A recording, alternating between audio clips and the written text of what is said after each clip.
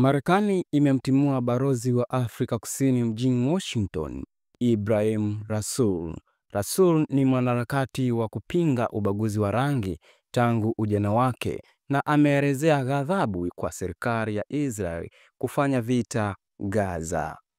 Waziri wa mambo ya nje wa Marekani, Marco Rubio, amesema Marekani imemfukuza balozi wa Afrika Kusini mjini Washington, Ibrahim Rasool, kwa tuhuma za kuichukia Marekani na Rais Donald Trump.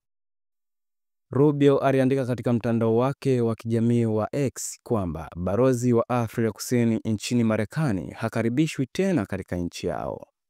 Kufukuzwa kwa balozi Rasool ni uamuzi wa nadra kuchukuliwa na Marekani. Ni tukio la hivi karibuni kabisa la msuguano kati ya serikali ya Marekani na Afrika Kusini.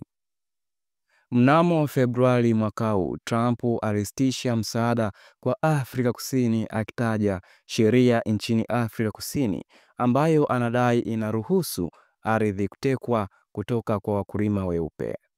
Wiki iliyopita Trump alichochea zaidi hali ya wasiwasi akisema wakulima wa Afrika Kusini wanakaribishwa kwenda kuishi Marekani baada ya kurudia madai yake kwamba serikali inachukua kwa nguvu ardhi kutoka kwa watu weupe.